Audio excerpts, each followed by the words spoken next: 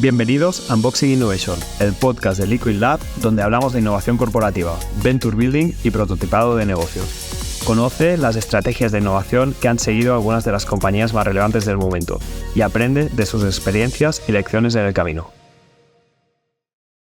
Hoy tenemos el placer de estar acompañados de Mónica Gispert, directora de innovación disruptiva en Uriac, una compañía con más de 185 años de historia, enfocados 100% en el Natural Consumer Healthcare y con un fuerte compromiso con la innovación. Mónica, muchísimas gracias por acompañarnos hoy. Gracias a vosotros por invitarme a participar en mi primer podcast.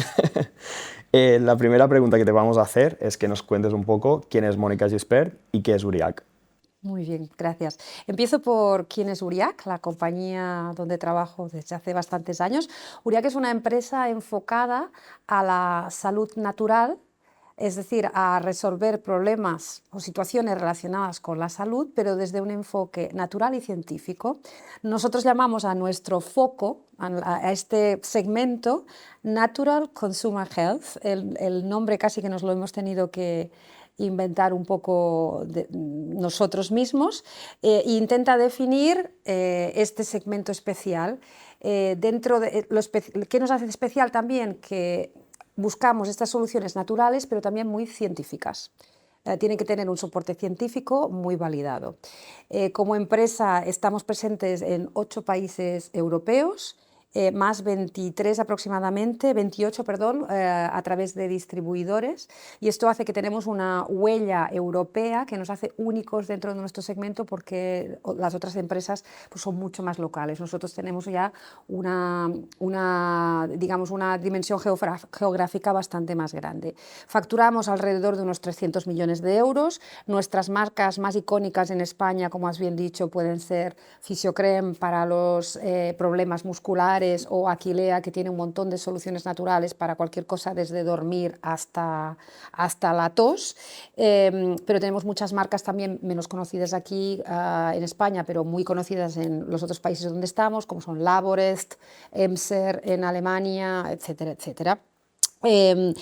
Este enfoque que hacemos hacia el Consumer Health además es muy multidisciplinar. Nosotros vendemos mayoritariamente en farmacias, pero también vendemos en otros canales que no son el canal farmacia. Puede ser lo que se llama el canal de semi-gran consumo, mass market, o en el Corte Inglés mismo en España. Y también tenemos un enfoque multidisciplinar en cuanto a cómo conseguir que la gente conozca nuestros productos. Puede ser que los conozcas a través de un anuncio de televisión, a través de un medio digital, pero también te los puede recomendar un médico, porque también realizamos visita médica, o te los puede recomendar el farmacéutico, que es a quien al final vamos a visitar diariamente.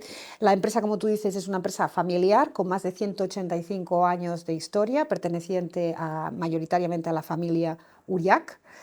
Mantenemos el nombre y el objetivo es seguir creciendo 185 años más, si se puede, a ver si es posible. Yo, como Mónica Gispert, soy directora de innovación disruptiva aquí dentro de Uriac, después de haber tenido bastantes roles en múltiples departamentos. Muy bien.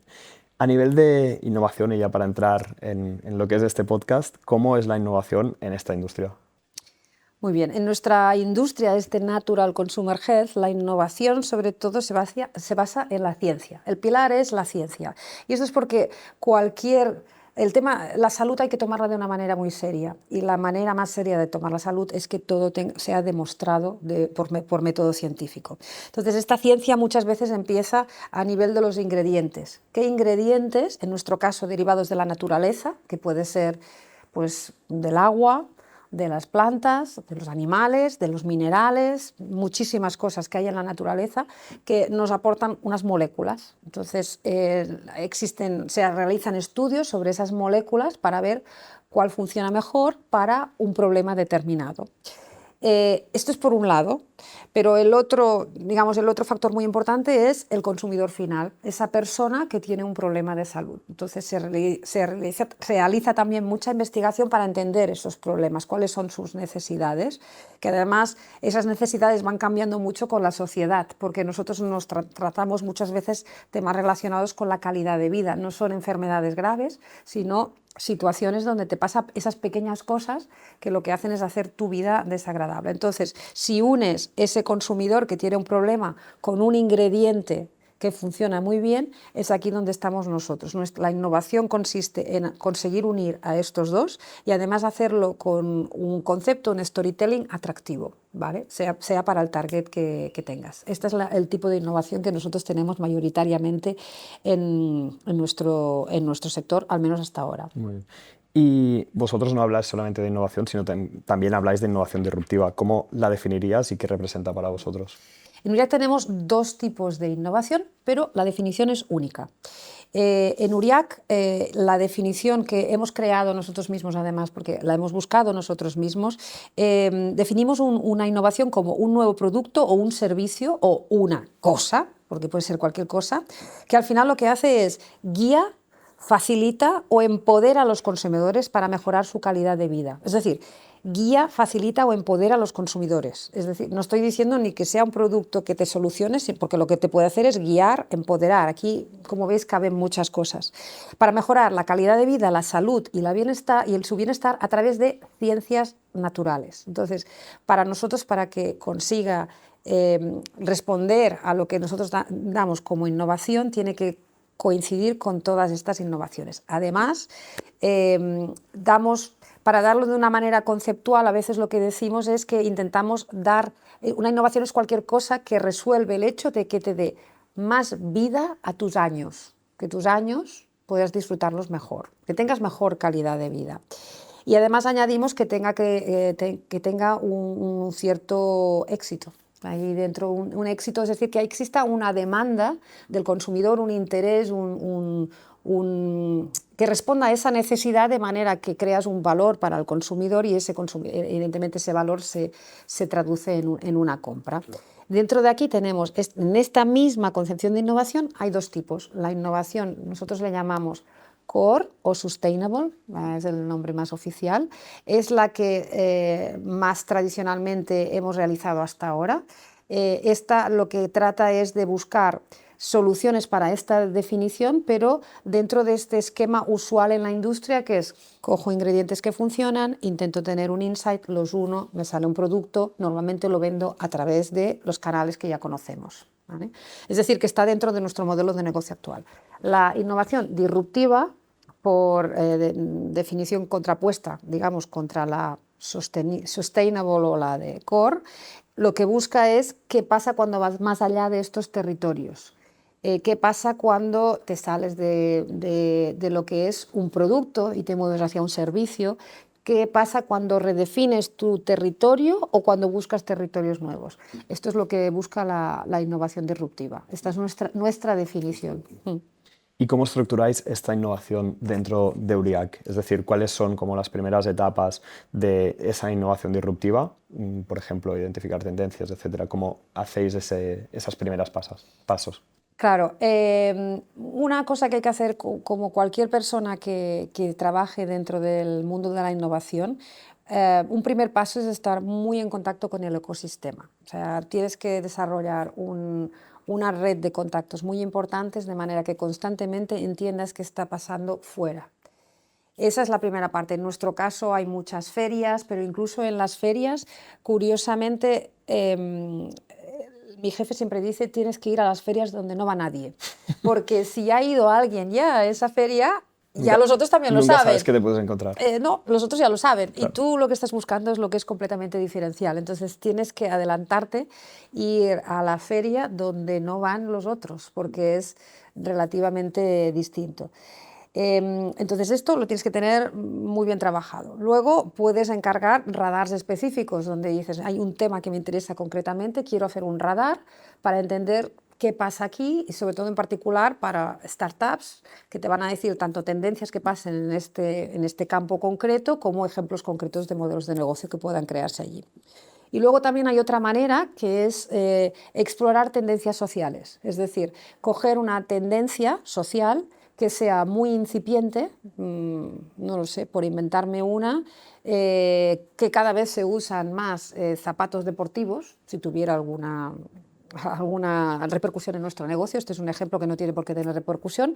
Y investigarlo, pero de manera, cuando están en el momento más inicial, cuando la gente empieza a llevar zapatos deportivos, porque así puedas aprovechar esa tendencia antes de que llegue a la masa y todos los competidores estén trabajándolo. Entonces, esa es otra manera que te da esta visión de nuevas ideas que puedan llenar tu funnel de proyectos de innovación disruptiva. Una vez habéis llenado ya ese funnel de proyectos, de posibles proyectos de innovación en una fase posterior, ¿cómo hacéis para validarlos y cómo hacéis para lanzar pues, esos nuevos productos o servicios al mercado? Hay un funnel, digamos, una especie de proceso, que la primera fase, como decías, es conseguir estas ideas, sea como sea.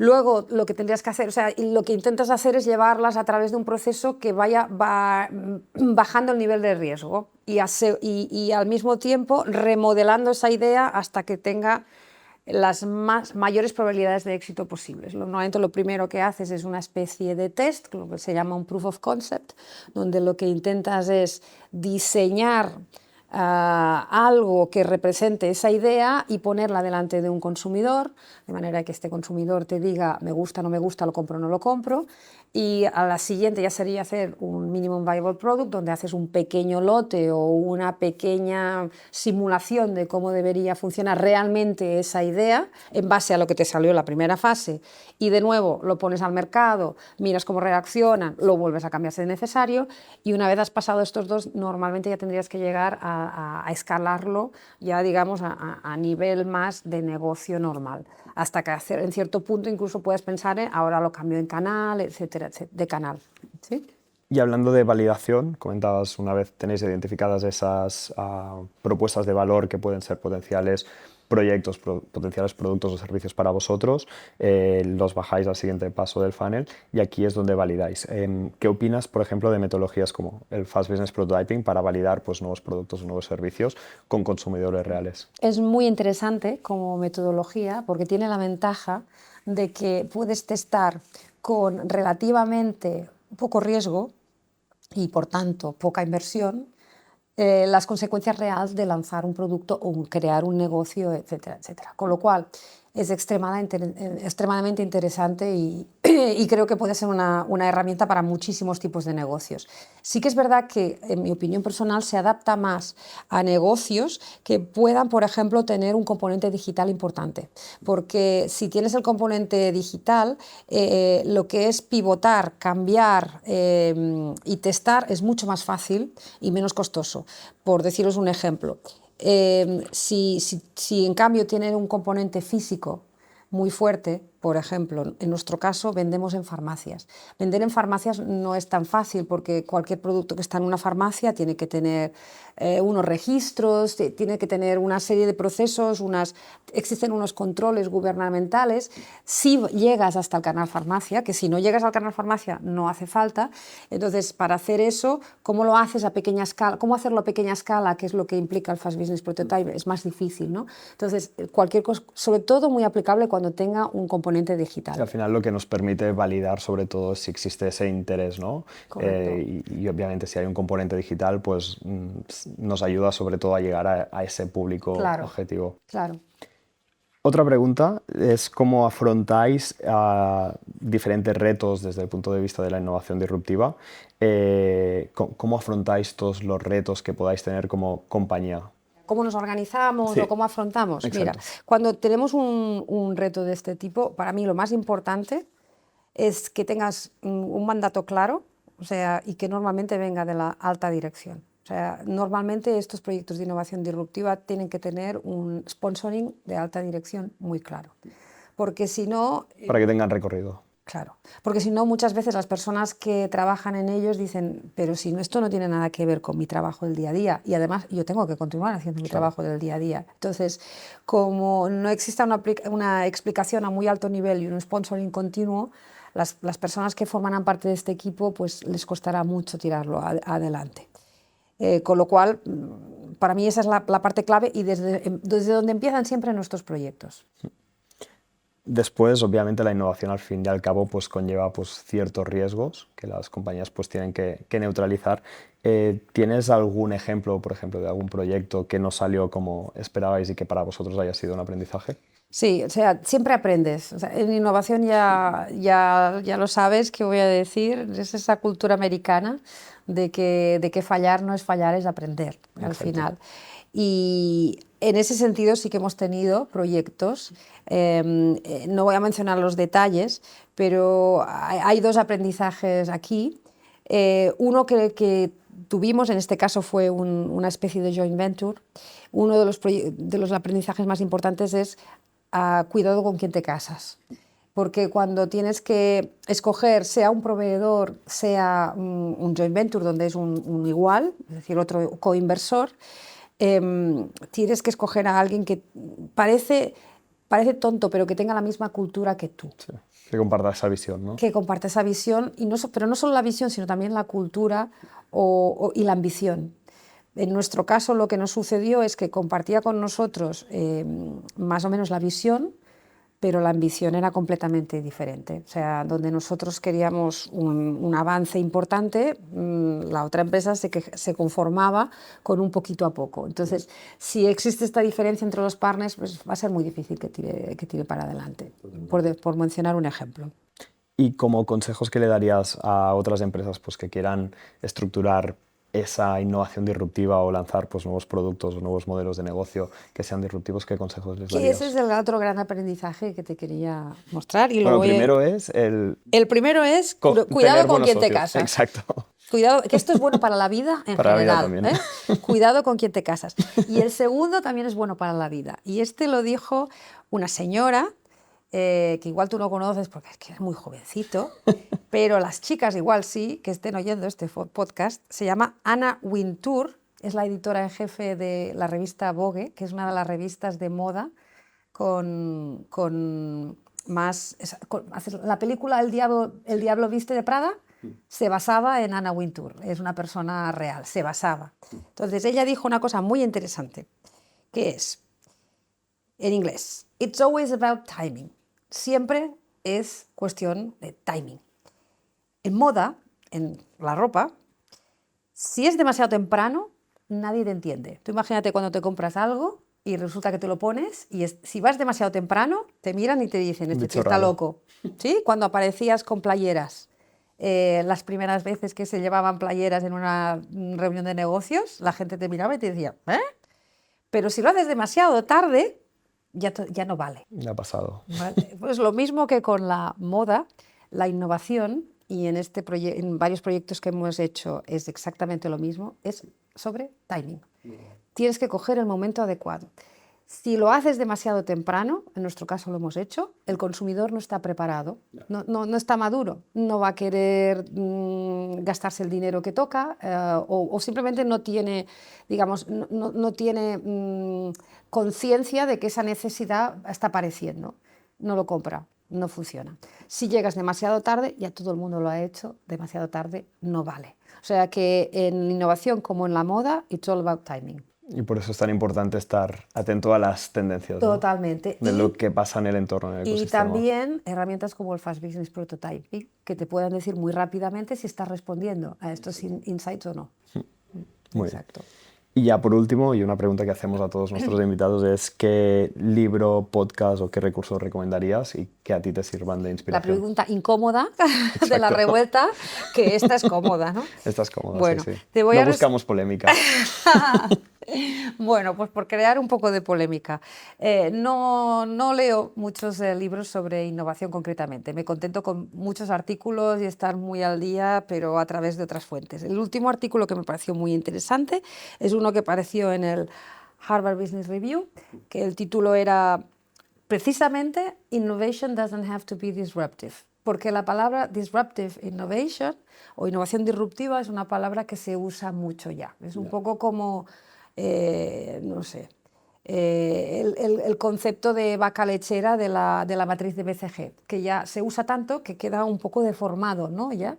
Y si te lees la definición original de Clay Christensen, dices, uy, ¿esto es de verdad? Entonces, nos hemos desviado, ¿no? Nos hemos desviado un poco, pero también está bien, porque quizás es una definición muy cerrada. Entonces, en este artículo, René Maubourne, que es una profesora, de hecho, de INSEAD, que es en donde estudié yo, pues explora esa posibilidad y, en particular, el hecho de que la innovación disruptiva, en teoría, tendría que destruir a lo que es la empresa que existía anteriormente, es decir, pues no sé, un Uber se carga los taxis, digamos, ¿no? Y dice, existen innovaciones que pueden ser disruptivas por su exponencialidad, por una serie de condiciones que cumplen, pero que no tienen por qué romper y destrozar la industria anterior. Y entonces explora este concepto, esta palabra disruptiva, que me parece muy interesante para todos los que trabajamos en ello. Esto por un lado, buena lectura, y por otro lado, soy una forofa de los libros, pero de los libros de ciencia ficción. Me gusta mucho. O sea, que el último que he leído... Eso sí que son visionarios, ¿no? Sí, porque exploran el futuro, pero en realidad no exploran el futuro. La ciencia ficción no va de ciencia, va de humanos, de cómo serán los humanos en el futuro. ¿Qué nos sucederá? O de hacer preguntas casi metafísicas sobre cómo reaccionarían los humanos en ciertas situaciones. Y eso puede ser muy interesante, una manera de ver los cambios sociales. El último que me he leído es un clásico que se llama Fundación, de Isaac Asimov, que recomiendo a todos, un poco viejete ahora ya, pero muy actual. Es una reproducción de la caída del Imperio Romano, pero trasladado al futuro. ¿Qué pasa cuando cae un imperio? Pues anotado. Muchas gracias. Pues te hemos traído también un libro, ya sabemos que no lees libros de pero innovación. Lo voy a guardar. Pero se me ha olvidado, me voy a cargar el vídeo ahora mismo porque se va a cambiar la luz, pero bueno, no pasa nada. Que es el libro que hemos escrito desde pero si ya lo tengo. Pero, este ya lo he ojeado. ¿Ya lo tenías? Pues ya está. Este ya lo he ojeado, porque esto no es un libro, este es cortito, como son los que a mí me gustan. Esto, más que un libro, es un manual. Es un manual, este ya lo he ojeado. ¿Cuál es nuestra visión de la innovación? Muy interesante. Muchas gracias. A ti por haber estado aquí con nosotros y habernos acompañado. Gracias, de verdad. Mónica, un placer.